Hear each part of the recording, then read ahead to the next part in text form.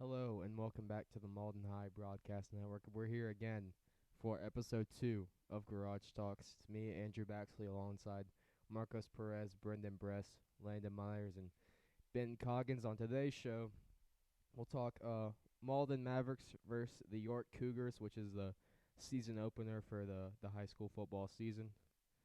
Then we'll talk the Bundesliga, which is German soccer. Then we'll do our trivia, which is about the match that was on Sunday. And then we'll do NFL free agency and the NBA all-time team playoffs. So we'll take a quick break, and then we'll be right back to start off the show.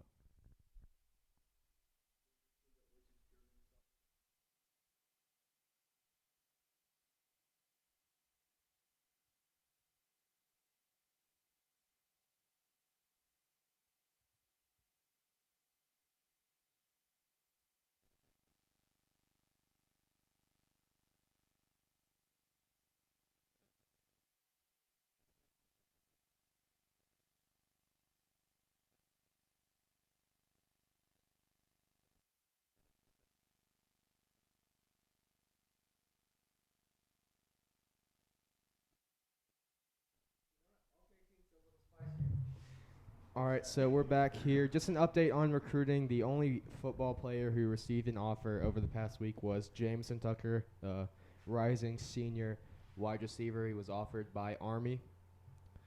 And another thing, the state helmet tournament, which is on Twitter at helmet_SC. You should vote for that. Vote for Mauldin. We're in the round of 32. We're featuring the orange helmet. We're up against Somerville. The polls are just posted, so go ahead and vote for that now. Get Mauldin a lead head start. And so now we'll go ahead and start talking about Mauldin versus York, which is the set date right now is August 21st. Hopefully that stays the same with COVID. Hopefully we'll get everyone there for that. For the Mavericks, new head coach, Sarah Neesmith. In his first season, he'll lead the Mavericks out at home. We were 6-6 last year, finished 4th in the region, made it to round 2 of the 5A playoffs, beating T.L. Hannon and losing to Clover. Top players, which you already know, George Ford, Jameson Tucker, Randy Caldwell, Jaden Lucas, and quarterback Jeb McBride, we assume, will be the starter. Both teams last year lost to Clover and Dorman. Neither team, we haven't played York in 15-plus years, which is as far back as the website I had would tell me. This actually is the first time since 2013 that Mauldin hasn't played Hillcrest for the season opener. Okay. Now we'll switch over to talk York just a little bit. Their head coach is Dean Boyd. Last year they were 4-7. They finished 4th in their region, lost in round 1 of the 4A playoffs to Belton Honea Path. Their main player, I don't want to say their only player, but really the only player Mauldin really needs to keep an eye on at all times is 2021 wide receiver Deshaun Brown.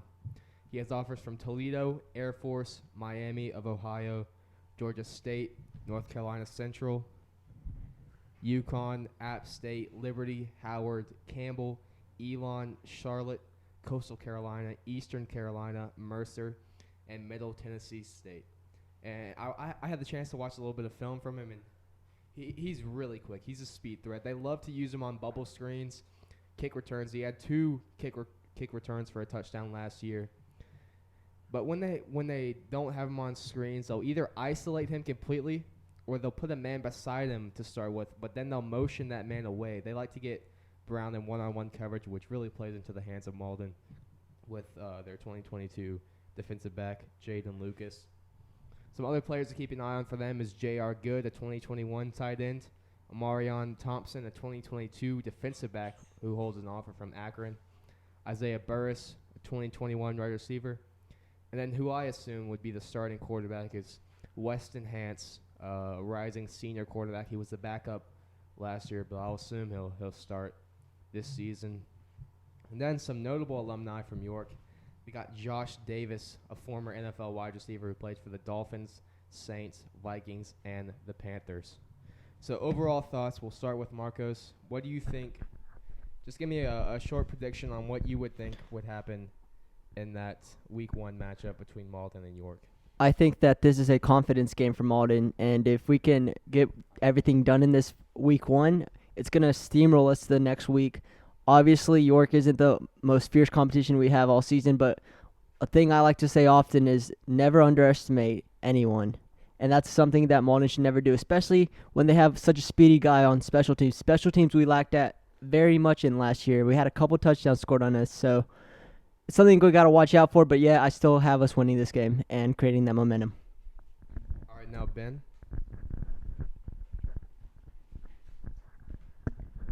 Yeah, and both teams have major QB questions in this matchup.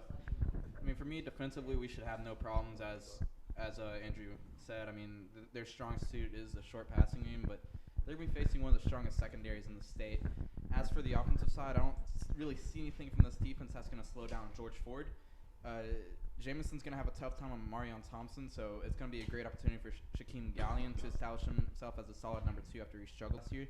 And this is also a great chance for Jeb or David to establish themselves as QB1. I definitely am on winning here and winning big. All right, now Brendan. Honestly, for me, I don't care who your top receiver is. We have, I would say, the best cornerback in the state right now.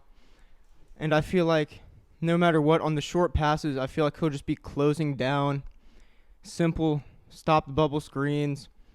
And when he gets to one-on-one situations, it's really just, is he fast enough? And I feel like Javen Lucas is a good enough cornerback, and with the rest of the defense around him, I feel like it'll be easy for the defense to stop. The real question will be the passing game in the offense and how the running game gets going.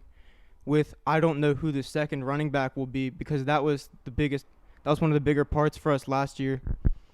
Having the 2 running back scheme, keeping pressure off of one of them. If one of them wasn't having a great game, the other one could always step up. Yeah, Coach Neesmith pointed that out last week. He talked about a rising junior who played JV last year. I think I remember him. He got moved up to the varsity squad for the playoffs, but he never got into the game. But he might be the likely second option. Well, of course, they do have Nick Scott, who used to play running back, the more power threat compared to a speedy George Ford. But we'll see how that shakes out. Now we'll switch over to Landon. We'll let him talk about his thoughts on the Mauldin versus York game, and then I'll finish up with mine. As all y'all said, they got great receivers, but of course our secondary, which is close to best in the state, will be able to slow them down. But thing is, offense, we got to be able to create big plays on offense. It's week 1. We got to get Mauldin into the game and Freeman Field, because they'll be high, but that will just get more and more high, and then just make it more tough on their offense when they're on offense. And then we got to just create big plays and see what we can do in the passing game, since that's going to be a question. Okay, back over to me. They do have some good receiving prospects, but I don't know if Weston Hance is really ready to start at the quarterback position, and being thrown into the starting lineup week 1, he's not going to have much game experience, especially with limited practice and limited scrimmages.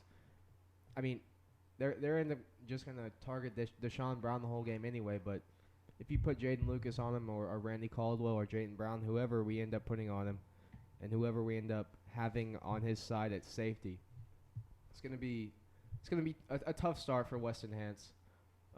And then you mentioned that Freeman Field's going to be rocking week 1. Everyone's going to be ready to get out of the house. Hopefully we'll have fans by that time. But I think the Mavericks would start 2020 with a big win. And I don't know if you missed it yesterday, but the SCHSL was supposed to come out with their plan for the summer, but basically all they said was they're just going to let the individual school and each district just figure it out on their own. So a lot of people were not happy with that decision, but that's what we were left with by the SCHSL yesterday. And now we'll switch over. We'll talk about some soccer. We'll start with the Bundesliga, and it was a big game on Tuesday between first place Bayern Munich and second place Borussia Dortmund.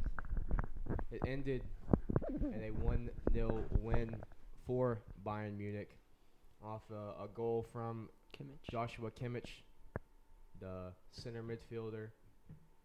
And Marcos, we'll start with your thoughts on that game. What really stood out for you from each team, and why do you think Bayern ended up winning that match?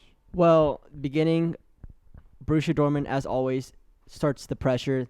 They get a goal line clearance by Jerome Boateng, and Bayern saves the game for Bayern Munich. So, once again, Borussia Dortmund just showing that intensity, showing that switching of the Holland and center mids connecting, getting those passes in. Didn't Holland shoot one? It got cleared off the line. It was pretty crazy, It but was a really weak shot, but yeah, it was cleared off the line by Jerome Boateng. And then they had really, that really one-on-one.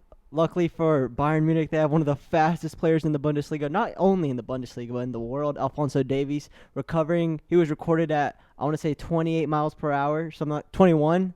21, my bad. And it was pretty So insane. you did not just make that up off the top. No, of I your did it. I actually looked it up the other day. It was pretty insane. 21 point something. I don't remember the point, but it was Talking about kilometers or miles? miles per hour. Why is Germany reporting in miles per hour? No, it was the U.S. It was Fox Sports. But anyways, yeah, he was going pretty fast, and Holland had that one-on-one still, missed opportunity there. And then once Bayern Munich got their feet in the game, got the possession going, and once Bayern Munich got their foot in the game, it was over pretty much. Yeah, Dortmund started strong, but once Bayern Munich got in the game, we all knew what was going to happen. It's because that's what they play. They play that possession game. They switch it around. They They can put play whatever game they want. They're gonna win the Bundesliga. Yeah, and Hummels had some good. He was working that one-on-one against Lewandowski, and I think he did pretty well because he held him to he held the top scorer scoreless. So that's pretty good. But they didn't hold Alphonso Davies, who I think is the best player in the Bundesliga. Well, which really showed because he created that goal, and he shut down Hakimi on defense. You did not see any. I'd say Achraf that Hakimi during the game. that goal was a little bit of luck on the side of Bayern. The goalkeeping But was Alphonso Davies took the ball from defense to offense, drove forward, and then found Kimmich, and Kimmich finished it off. But that goal should have never gone in my opinion. The goalkeeper made a mistake. It was a lovely chip by Joshua Kimmich, but you got to do better, especially if you're a Bundesliga goalie. He should have saved it, but still. Alphonso So, yeah, it was a Davies. close game, though. 1-0. I think Holland's injured from that game, actually. He was subbed off early, so that's a big impact for Borussia Dortmund. And now Bayern Munich are up 7 points. Yeah, they're not gonna catch it from this point. I don't know exactly who they play from here on out, but what is their? Don't they play Dortmund again? Like, I'm pretty sure no, they played. don't. No, they don't. There's like what 6 games left, I think. There might be. 6 I know they games pl- left. They're not gonna catch them from this point. And now we'll switch over to Ben. He'll talk about the rest of the Bundesliga, especially RB Leipzig and the Europa League chase and the rest of the Champions League places. He'll talk about that. Yeah, and like they mentioned, I mean, the title, it's pretty much locked up for Bayern at this point, but there's still some great battles going on. For the last 2 Champions League places, it's between Leipzig, Gladbach, and Leverkusen. Leipzig on 55 points, and then Gladbach and Leverkusen both on 53. For Leipzig, since the restart, I mean, it hasn't been bad, but it's been the draws against Freiburg and Hertha were both pretty disappointing for them. But they also had the 5-0 win against Mainz. For Gladbach, they've got a 3-1 win against Frankfurt, 3-1 loss versus Leverkusen, and a 0-0 draw with Werder Bremen. And then for Leverkusen, they have a 4-1 win versus Werder Bremen, a 3-1 win versus Gladbach, and then a 1-4 loss versus Wolfsburg. For the next 3 for Leipzig, I see them beating Cologne and Paderborn and then drawing with Hoffenheim. Gladbach's got Union Berlin, which should be an easy one. Freiburg, which they should win, and then Bayern, which I don't see them beating Bayern. And for Leverkusen, again, I think they'll be able to handle Freiburg pretty easily. And then They did. The game's over, 1-0. oh, really? So there you go. Leverkusen's on 56 points now, but they do have a game in hand. And then they have Bayern, who Bayern should be able to handle them, and then Schalke, they've just been in such a mess since the restart. Yeah. That should be a pretty simple game for Leverkusen. Before the restart, they were bad. Yeah. The past 5 games, And you know they've they have 4 losses and a draw. Yeah, I mean, it's not looking. It's really a mess for Schalke right now, and I mean they were sitting in that Europa League qualification place before the restart, and since the restart, it's just gone so downhill for them. My prediction is, especially with this one for Leverkusen. I've got Leipzig and Leverkusen getting the Champions League spots, and then Gladbach getting that automatic Europa League spot. But then there's another race. It's for that second Europa League spot. It's mainly between Wolfsburg, Hoffenheim, and Freiburg. Wolfsburg hold 3 points on Hoffenheim and 4 on Freiburg, and I mean also Schalke's 5 out. But like we mentioned, they're just in such a mess right now. I don't really see them having any chance of getting back into this. I mean, Wolfsburg, their next 3, it's against Frankfurt, Werder Bremen, and Freiburg. They should be able to beat Werder Bremen. I think they'll be able to beat Freiburg, and I see them. I think the game with Frankfurt will be pretty close. They should be able to handle that. For Hoffenheim, their next 3 is Mainz, which they should be able to handle. Dusseldorf, they should be able to handle that, and then Leipzig. I don't really see Hoffenheim winning the Leipzig game. I think they might be able to get a draw out of that though. And then for Freiburg, obviously they just lost to Leverkusen. They've got Gladbach in their next game. I think they're going to lose that, and then the game against Wolfsburg. That's really going to be a big game for them. If they have any chance at this, they're going to have to beat Wolfsburg, and I don't really see that happening. Wolfsburg is in pretty good form right now, so my prediction is, I think Wolfsburg is going to be able to lock up this spot with their 3-point lead right now, and I see Wolfsburg getting into the Europa League qualification. Whoa.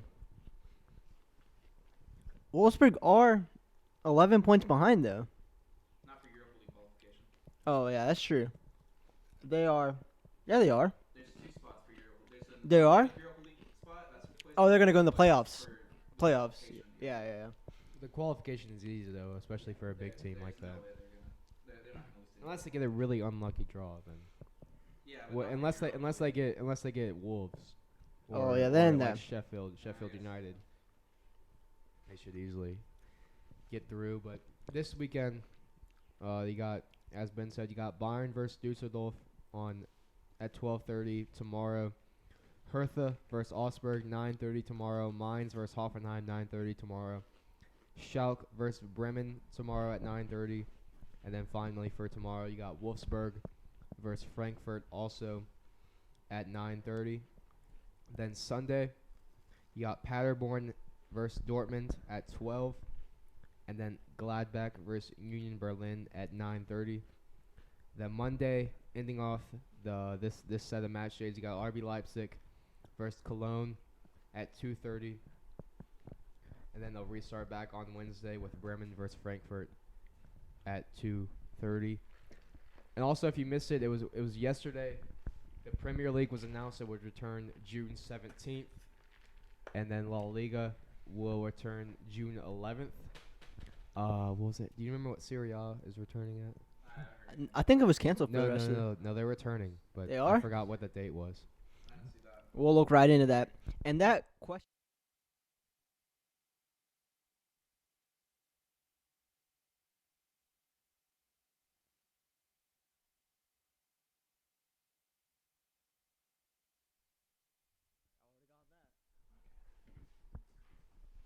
All right, welcome back to the Garage Talks, and now we're gonna talk NFL, and we're just gonna get through our free agency period. We're gonna start with the AFC North. AFC North obviously includes the Pittsburgh Steelers, Baltimore Ravens, Cincinnati Bengals, and Cleveland Browns. So starting off with the worst team, the Browns. Oh wait, we're starting off. We're saying the Browns are worse than the Bengals. Yes, they are now officially worse than the Bengals. Just because of one How? player? Yeah, I'm predicting it. Anyways, Well, it's not a fact. fine. Two We'll start. players. Don't forget about T. Higgins. Okay. Well, yeah. Anyways, so the Browns have lost a lot in their secondary. Morgan Burnett and Demarius Randall, they're 2 starting safeties. And, of course, Joe Schobert played inside linebacker in Cleveland, now moving to the Jaguars, along with Christian Kirksey, their other inside linebacker. They did, however, re-sign Chris Hubbard and have a restricted free agency second-round tender on Kareem Hunt, who we saw made an impact coming back after Week 6 last year. Some key additions are Austin Hooper, who signed a 4-year, $44 million contract with 11 guaranteed, which doesn't make any sense to me because I feel like that's paying too much for a tight end, especially when you have David Njoku, who's kind of a beast. Case Keenum as well, signing a backup quarterback, $18 million, 3-year, $10 million guaranteed. It's kind of expensive for a backup quarterback, but Case Keenum he's decent. Hope ends up being better than Baker. Ben's saying he's gonna be better than Baker. No, I said what what if, guys? They also signed Carl Joseph, an instant starter who played for the Oakland Raiders, drafted in the first round, but only had 4 picks in 4 years. So, not a lot going there. But it's a 1-year prove-it deal. Now moving on to the Cincinnati Bengals. They've lost quite a lot. Tyler Eifert, their starting tight end, has signed with Jacksonville. And Pac-Man Jones, one of their best corners in the past 10 years, has done really good looking for another place, but right now an unrestricted free agent. They did resign Tony Brown, who had a stint with the Packers 1 year, and he was pretty decent, but now it's a 1-year prove-it deal. Once again, AJ Green, all of last year, correct? And some key additions are DJ Reader, who is on the defensive line. A 1-2 punch with Geno Atkins would serve really well. Moving on to the Ravens, they've probably lost the most. Tony Jefferson, their starting safety for 6 games, it was cut by the Ravens. Brandon Carr, 34-year-old cornerback, is cut as well. James Hurts, the reserve tackle who provided depth, was also released. And Hayden Hurst, their first overall pick back in 2018, was traded to the Atlanta Falcons for a second-round pick. They had some re-signs. Jimmy Smith, who plays cornerback, playing 41% of their snaps, has re-signed. Matt Judon, outside linebacker, who was pretty much the only force on that defensive line, is franchise tagged. And Gus Edwards, one of their filler running backs, came and from being undrafted to signing a contract. Some key additions to an already stellar team would be Calais Campbell from the Jacksonville Jaguars to ramp up that D-line. Jake Ryan, also from the Jaguars, an inside linebacker.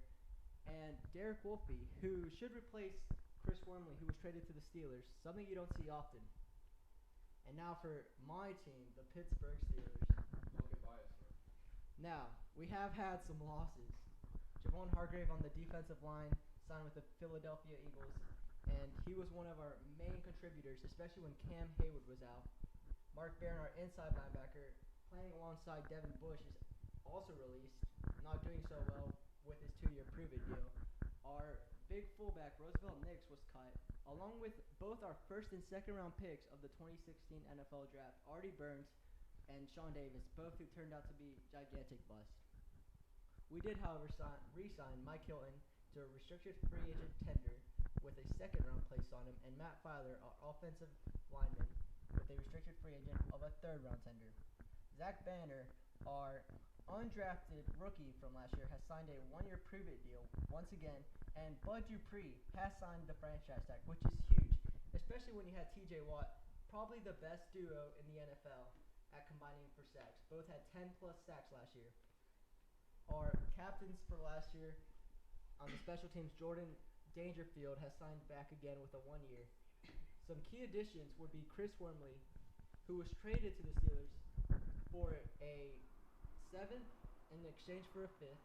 And Chris Wormley really is going to have to replace that Javon Hargrave role that was left. Of course, Derek Watt, brother of T.J. Watt, has joined the Pittsburgh Steelers. Only remaining Watt is J.J. Watt. And then once we have J.J. Watt, we're going to the Super Bowl. You heard it here first. Well, you're not getting J.J. Watt. We're getting J.J. Watt. Why would he not go play with his 2 brothers? And, of course, Eric Ebron, who Andrew says... But would you guys Wait, like hold on. working with your brother every day? Yeah, Yeah. who wouldn't want to work with their brother? They already have a TV show. You just said no. No. No, they're big brothers. They teach each other everything. They're family. Landon is the big brother. Yes. You know what? TJ and Derek both want JJ to play for the Steelers. You heard it here. I got a TV show. But do you actually know that, though? Of course I know that. Did you ask them? Yes, I talked to them personally. And Eric Ebron, the tight end who played with stints in the Detroit Lions and the Colts, has signed a 2-year, $16 million contract. Now, what do these additions mean for the Pittsburgh Steelers? Eric Ebron's going to bring a dynamic playmaking weapon for Ben Roethlisberger, coming off of surgery, and Derek Watt's going to fill that role that Roosevelt Nix filled. We all remember Roosevelt Nix. One of the most embarrassing plays of my life was Roosevelt Nix against the Saints. going for it on 4th and down and thinking that he had the fourth, and he made a first down and celebrating, even though he was 2 yards away from converting. It was very embarrassing. Andrew says he is a legend, though. Well, in New Orleans, he is a legend. So now some grades. I'm gonna give the Steelers a B plus. Obviously, I'd give it an A plus if we signed someone like Cam Newton to fill up, because Mason Rudolph is not the answer, and Doug Hodges is definitely not the answer, and Ben Roethlisberger is playing on one leg, so we need Cam Newton. Ravens, I'm gonna have to give them a C minus. They lost 2 starters in the secondary, and although they did sign Calais Campbell, he is 34 years old now, so kind of a prove it kind of guy. The Bengals lost Tyler Eifert, who I remember one year our defensive coordinator said we had to worry about that guy when he was already out for the season. Really embarrassing. But yeah, Tyler Eifert, who signed with Jacksonville, huge hit. Pac-Man Jones, one of their best corners of all time, also out. I'll give the Bengals a B plus. The Browns have signed some star players, which is not what the Browns do. Last year signing Odell Beckham Jr., 2 years before that Jarvis Landry, and now Austin Hooper. Yeah, that really worked out. But do I expect a lot from Austin Hooper? No, especially when you have David Njoku. And they still have problems at inside linebacker where Joe Schobert already out. So I'm going to give them a C+. And that's going to be your free agency grades and reviews for the AFC North. Should we move on to the NFC North? Do we have time? Sure, go. Okay, Brandon. And for the NFC North, which is, I'm going to start with the Bears. The Bears lost Prince Amukamara, one of their best cornerbacks, and Kyle Long, their O-lineman, to retirement. Those were their 2 of their biggest ones. They also lost Taylor Gabriel, Clinton Dix, Chase Daniel, Leonard Floyd, Nick Williams. And then they gained Robert Quinn, who is going to have to fill the big shoes of Kyle Long next year. Jimmy Graham from the Packers, which I feel like that's decent, but, he's at the end of his career. I'm not sure how much he'll do. And one of the biggest pickups for them this year was Nick Foles. But honestly, he wasn't the best option that they could have gotten. There were a lot of available free agents like Andy Dalton, Teddy Bridgewater, and Cam Newton that they really should have picked up that honestly could have done better for their team. And then for the Lions lost Darius Slay, Rick Wagner, Sam Martin, Rasheem Melvin, and Jeff Driscoll. And honestly, they really didn't do much to improve from last year's team. Honestly, their biggest pickup was Nick Williams from the Bears. I mean, this is a division that has had a few people from other teams in the division traded or picked up by the other teams in the division. I believe there were like 3 or 4 of them just this offseason. Honestly, they didn't do much. And then the Packers, who honestly did the best but in this division, but they still didn't do much. They lost Jimmy Graham, B.J. Goodson, Brian Bulaga, Blake Martinez, and Kyler Fackrell, which honestly isn't great. And a wide receiver, which they really should have picked up in the draft, they really replaced with Devin Funchess, which honestly, he's a decent wide receiver, but he's struggled getting open over the years, and he's really only like a tier 2 at max caliber wide receiver. They really needed an all-star wide receiver. Who were the free agent? There wasn't any free agent wide receivers though, was there? I think they should have gone with the draft there, but T. Higgins was the only guy left. Maybe they just weren't feeling T. Higgins. I mean, they traded up in the draft and drafted a quarterback, which honestly, I don't believe they should have done. It was really not the smartest decision on their part. I get trying to get someone to kind of prepare for when Aaron Rodgers will now inevitably leave because they picked him up. But, like, honestly, they really needed offensive weapons, and they just didn't pick anyone up. Yep. And then for the Vikings, honestly, I don't even know how this happened. Their biggest addition was Michael Pierce, and their notable departures. What a mess of a team, honestly. Their notable departures. They lost 10 people. They lost Stephon Diggs He's pretty good. to Buffalo, who was one of their best wide receivers. Xavier Rhodes, who's just, corner, right? yeah. Mackenzie Alexander, who was another corner. Emerson Griffin, Trey Waynes, Linval Joseph, Andrew Sendejo, Josh Klein, Stephen Weatherly, and Javon Curse. And they have Kirk Cousins. but they haven't picked up anyone for him. They lost a ton of key players and really haven't done much to fill the roster with more star talent. Yeah, you're right about that. And for grades there, I'm going to have to give the Vikings like a D plus because they lost so many people and just didn't fill. For the Bears, I'm going to give them a D because because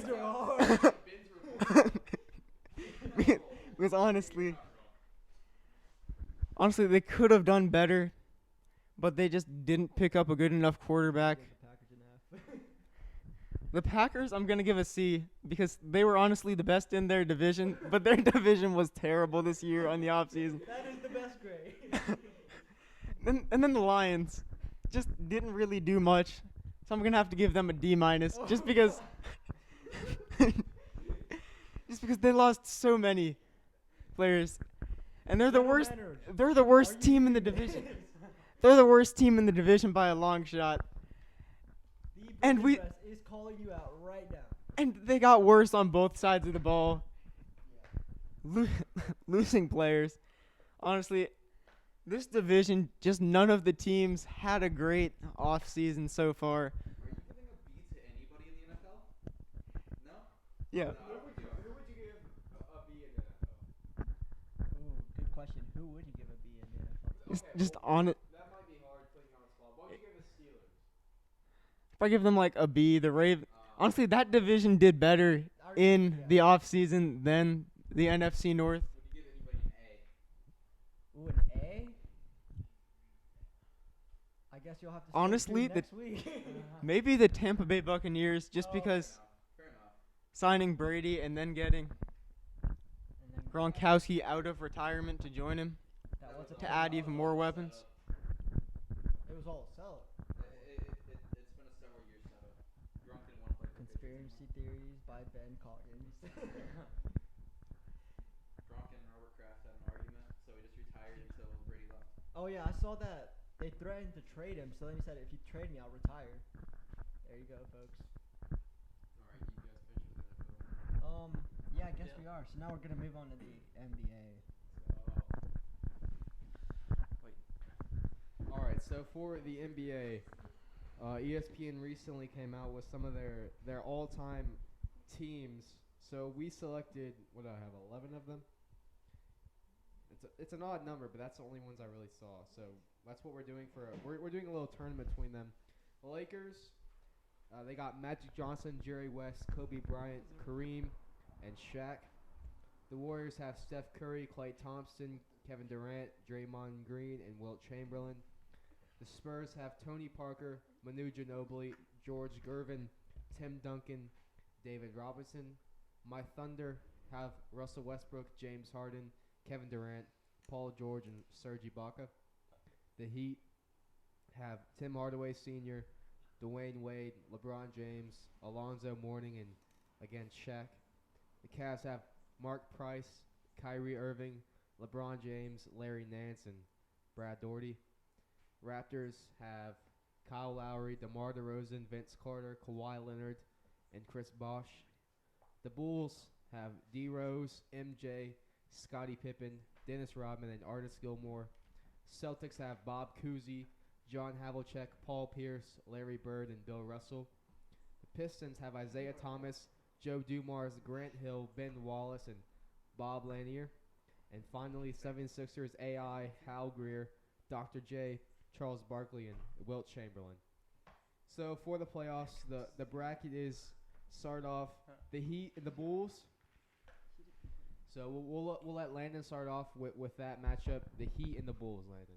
Yeah, that would be a great matchup if we were to see it, because LeBron and MJ, too, probably in my top two, the two best players of all time right there. So that would be a good match just to see. And then, like, Dwayne Wade and Scottie, how they would match up, even though it would probably be more Michael Garden, D. Wade. But still, seeing them, D. Rose, who would he be guarding in that situation? D Rose would be on Tim Hardaway. Tim Hardaway, yes. So that would be exciting just because they're two threats right there. Because there would be D Rose, obviously, if he didn't get injured, which sucked, but still. And Tim Hardaway is just a legend that will always become. But anyway, I got to go with the Bulls. I really thought Tim Hardaway should have been on the Warriors all-time team. They should have went Yeah, ultimate because he was on. ball. Took out Draymond Green and then moved KD there. What was that? Tim Hardaway and Steph together. Yeah, what was that? Run TMC, that was their nickname. Look at that Chris Mullin too, and go all shooters. Yeah, that could work. But But not our selections. It was No. ESPN selections, so we no, took a choice. anyway. So, what did he say? Oh, Brendan did think it was 2K. Yes. Oh yeah. So now we'll do Ben. We'll do the Heat and the Bulls right quick. Yeah, and I mean, obviously Tim Hardaway was he was a great player, but I think a prime Derrick Rose, Tim Hardaway's not going to stop him. And then obviously D Wade on MJ. I mean, D Wade was an incredible player as well, but he can't stop MJ. And then on top of that, MJ's going to take everything LeBron does personally as the last So expect him to be playing with a different fire. Dennis Rodman's going to hold Alonzo quiet, leaving the main questions being at center and small forward. I mean, Shaq, one of the most dominant players of his time. I think he's gonna be able to dominate the low post on Artis Gilmore. And for LeBron, going up against Scottie, I think Scottie has been a very underrated defender. I think Scottie's gonna be able to keep LeBron in check just enough to where the Bulls take a close one. Yeah, so many offensive talents on show in this matchup. Whether you think LeBron's the GOAT or MJ's the GOAT, you can't deny how talented the other one is. I just feel that the Bulls defensively are just too strong. Scottie will hold LeBron quiet-ish.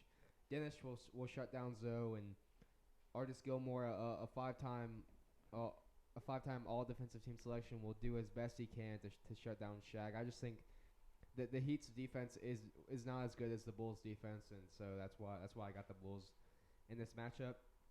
Next up, we got the 76ers and the Cavs. Landon, what do you think on that matchup? That'd be a good match because 76ers, Allen Iverson, he's always fun to watch in that situation. So it would be fun to see what he did. And then Wilt Chamberlain too. So that would be able to dominate low with Allen and high with Wilt, which we never had a chance to see Wilt just because he was old. But then you got Charles Barkley, of course, playing power forward. It's almost impossible to guard Charles Barkley because of how big he was, how big he still is. But still, it'll be fun to see. Was that a fat joke at Chuck? Yeah. Well, he can't. I think I read he gained 13 pounds over the summer, could not get drafted first. And he still got drafted first. So that's, yeah.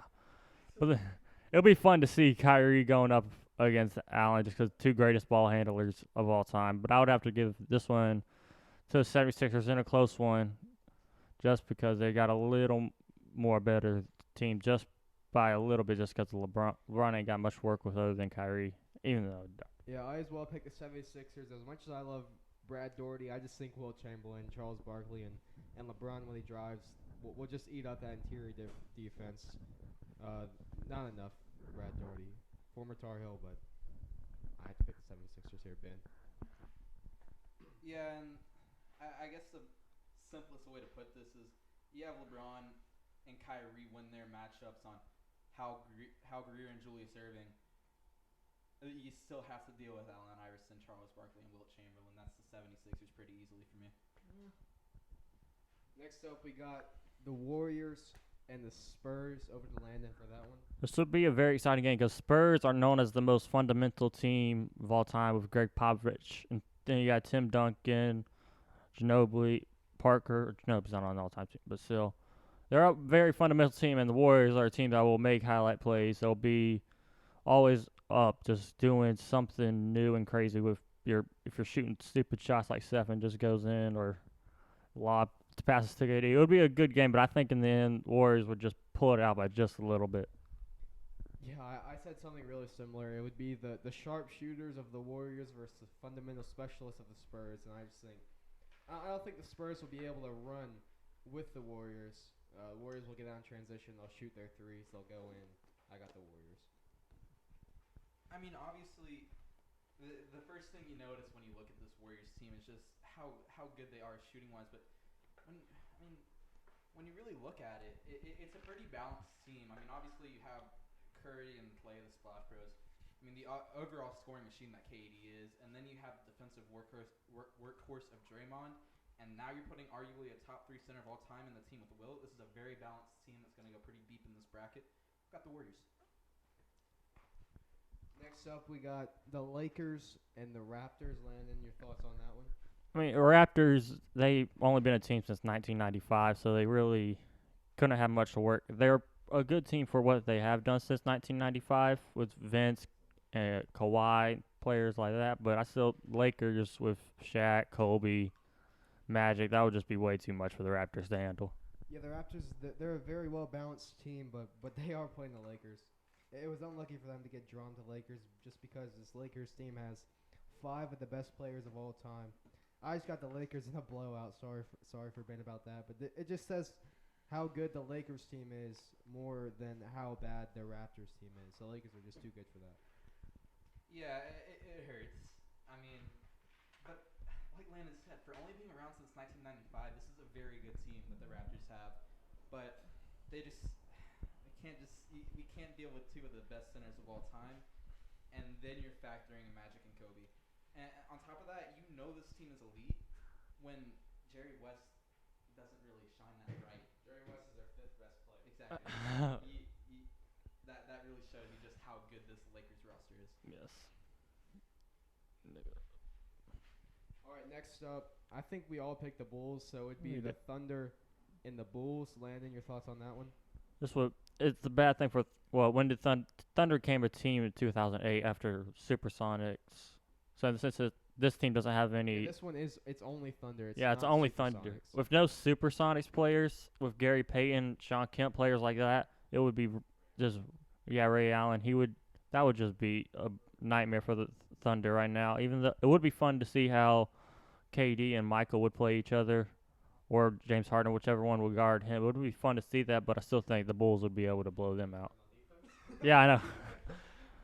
Remember how Russell goes at it. Yeah, even though the Thunder have 4 players who can score the ball at a very high level, I just think there's not enough of the ball for all 4 of them. They all need the ball in their hand. But on the other hand, the Bulls, they all know their roles. They played together for a while, with the exception of D Rose and Artis. But Dennis and Artis would grab the rebounds, guard the paint, while D Rose and MJ would just do their thing on offense, and then Scotty would do all of the above. So I got the Bulls on in this one. Yeah, I mean, down low, Paul George and Serge, they're going to get harassed by Artis and Dennis. He's going to lock up Harden, and then, Harden, not really the best defensively, going to get exposed by, in my opinion, the GOAT. Whoa. And then... No. That's a discussion for that's a discussion for another time. That's a discussion for another time. Which one?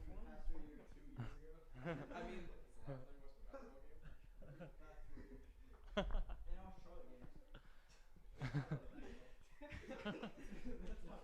don't think anybody who's ever played for Charlotte is being considered the GOAT here. Kemba Walker? He's being considered In the GOAT conversation? Okay, hold on. Back to the Bulls, okay? This got out of hand pretty quickly. gonna get locked up on D and then exposed by the GOAT, and then Kevin Durant's gonna struggle to score on Pippen, in my opinion. The main question here is gonna be Russell Westbrook and D Rose, and even if Russ, just has the game of his life, outplays D Rose, I've still got the Bulls pretty easily here. All right, we all picked the 76ers, right? We did. 76ers and Pistons. This Landon. be a fun game because 76 and the Pistons, they would have most of the bad boy, or that's bad boys from the 80s and early 90s, but not much. But that would be a fun game to watch for Wilt. See what Wilt could do against, and see how he can compare, just to see who he would be playing against, which would be see if they would put Ramen on him, which might be not smart, but it'll be a good game. I think 76ers would be able to win that one. Yeah, I got the 76ers once again. As I said for them in the first round, their interior scoring is just way too good. As good as the Pistons are defensively, I just think they're more strong on the perimeter than they are on the interior. Got the 76ers on this one. But a side note, I think Rasheed Wallace should have been in the Pistons lineup instead of Mauldin there. And also another side note. Agreed.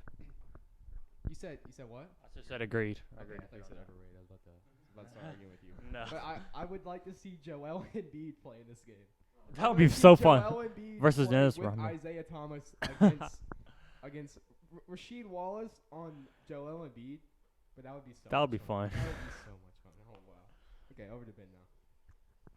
Yeah, I got the 76ers as well. I think this one, it shouldn't be too much of a test for the 76ers. Just the offensive prowess that AI and Dr. J are going to pose is going to be too much for the Pistons. And factoring Chuck and Wilt down low, I don't think there's much of a fight. I honestly think that just taking the pure bad boy Pistons would match up better with the Sixers team. I'm starting to think we all have the same bracket because here we go. We all picked Close. the Warriors again. Warriors and Celtics. Yeah. This one, or Celtics, probably the greatest all time because of or close to the greatest all time team. They have the most championships, 17. But still, it would be fun to watch how. Yeah, they did do it in the 50s, but still, they've won some since. But it'll be fun to watch against the Warriors because against Celtics, they were fundamental back then, and Warriors are again just a team that would just do highlight plays all game. This would be a very, very close game, but I think in the end the Warriors would come out with it. Yeah, it's a really tough one here for me. There's no doubt the Celtics are top two best franchises in NBA history, but I just think based on the lineups that were selected, I don't think the Celtics would match up well with the Warriors. Just some of the greatest shooters of all time on each team this series, but I just think there's more for the Warriors. That's why I picked the Warriors in this one. I've gone back and forth on this a few times, but obviously the Warriors are offensively the best team here by miles, but the Celtics team, it's made up of guys that just know how to win at all costs. And so for that reason, I think if you just look at talent alone, it's a close game, but just taking in the guys like, obviously Bill Russell got the most rings of all time, and then of course Larry Bird, he's an excellent player. These guys just know how to win games, so for that reason, I've got the Celtics in a close one. Lakers, they automatically go through because of the way this weird bracket is with 11 teams. So next we got the Bulls and the 76ers. Landon, your thoughts on that one? This one it would be a fun game to watch again, as much as all these would be. But this one, the Bulls versus 76ers. The Bulls should be able to win this one again. It would be fun to watch. It would be really who could control what they're better at with MJ and all them outside against the interior of the 76ers. It would be fun to see what MJ could do, just win his driving game, or if he would have to pop out and shoot. It would be fun, but I still got the Bulls winning this one. Yeah, finally a team who's going to be able to match up on the interior with the 76ers. But I just think this time, not only do the Bulls match up with the 76ers down low, they got the 76ers beat up top. So I got the Bulls in this one. Yeah, Derrick Rose and like it's been mentioned, Derrick Rose and AI is going to be very fun to watch, and I give that one to AI for me. I got Wilt over Artist down low as well, but those are really the only advantages for the Sixers to me. MJ over Hal Greer, is there really a question there? Scotty should be able to play Dr. J pretty well, and then Dennis Rodman, like he's done this whole bracket, he's going to bully Chuck. I got right, so Bulls through to the finals for all of us, but this is where we get a little bit different. It's for me and Landon. It's the Celtics. Wait, for me and Landon, it's the Celtics against the Lakers. No, Oh, it's you have- War. wait, what'd you have? I had Warrior. You had Warriors too. Ben has Celtics. We both had Warriors. Yo, I wrote this down on my bracket wrong. Oh. But yeah, whatever it is, go ahead with your thoughts, Landon. Mine would have been the Lakers versus the Warriors. This one would have been a very fun game to watch, but at the same Lakers would just be able to. They had more weapons than the Splash Bros because they were a little bit of a smaller team. So it would be fun to see just how like Kobe and Clay. That would be good. Steph and Magic, the two close to the two greatest point guards of all time. I think Magic's the greatest point guard of all time, but this would be a fun game. But again, I think the Lakers would just have to come out within a late game situation. Yeah, the Showtime Lakers versus the Splash Bros. No doubt both teams will be able to fill up the scoreboard. I just think the Lakers are more versatile on the offensive end and cater towards the likes of Magic and Jerry, facilitating for Kobe, Kareem, and Shaq. So I got the Lakers over the Warriors, sending the Lakers to the finals for me. Now to Ben. And for me, at this point in the bracket, it's the Lakers and the Celtics. I mean, can you really name a more classic matchup? You can't in the NBA. I mean, it's up there with the most classic matchups in sports in general. Maybe the most classic matchup in sports. I mean, you got Shaq on Bill Russell. You got Kobe and Paul Pierce, Larry Bird and Kareem Abdul-Jabbar, West and John Havlicek, and Magic and Bob Cousy. I think the Lakers edge out the Celtics just barely on all these matchups. Except Kobe, he's got Paul Pierce by a mile. Except maybe Bill and Shaq and Bird and Kareem end up being pretty close, but for me in the end, it's the Lakers here pretty easily. I just think they have the better roster. All right, so now for the championship, here is Landon on his. I had a Bulls versus the Lakers right here, so it would be again Derrick Rose versus a prime Derrick Rose versus a Magic Johnson. Again, I already said Magic is the greatest point guard, so that'll be a fun little matchup at the point guard situation. So I still think it would be a little tough on the interior for the Bulls. I mean, they do have Rodman and Gilmore, but still against Kareem and Shaq, I feel like Lakers would just destroy the interior of it. So I feel like the Lakers would just get this in a very tight game. Yep, for me, Bulls and Lakers. This would just be such a great matchup to see if it were to happen. But the only way it's gonna happen is in 2K, which Brendan would like. The individual matchups in this one are so great. You got Magic on D Rose, Jordan on the logo, Scotty on Kobe, Dennis on Kareem, and Artis on Shaq. I did say earlier though that Artis had a decent chance of stopping Shaq. But I just think although this Bulls team is so talented defensively, I just think Kobe would eventually find the better of Scotty. So, plus as good as Dennis was defensively, Kareem would be able to shoot the skyhook over anyone ever. Just for those reasons, I got the Lakers, but it would be a really close one. Well, this is 2 weeks in a row. Me and Andrew have the same final. I guess great minds think alike. I mean, Shaq dominates down low against Artis and the low. In the low post. I already talked about this earlier in the bracket. I mean, I don't think there's anybody who's ever played this game that could stop Shaq in the low post. Magic, he's gonna go to work against D Rose, like Landon touched on. Magic's the best to ever play the point guard position. Again, like I said, Dennis doing what he's done this entire bracket. He's gonna bully. He's gonna bully Kareem. Only problem here is that Kareem, like Andrew mentioned, has that sky hook, which is gonna be hard to stop. And on top of that, Dennis isn't really gonna be a scoring threat on the other end. So that really means that MJ and Pip are gonna have to take this one on their own. And like they did 6 times in the 90s, I've got MJ and Pip taking this one. I think, and for a little icing on the cake, I think MJ hits a game winner. Well done. All right, there. That's our thoughts on the NBA all-time team playoffs, and that's going to do it here for Garage Talks. Next week, we're going to have Jameson Tucker and Deuce Caldwell join the show for a little bit. We'll interview each of them, and then we'll play a little game with them. We won't tell you what the game is. We'll make you wait. We'll bail suspension.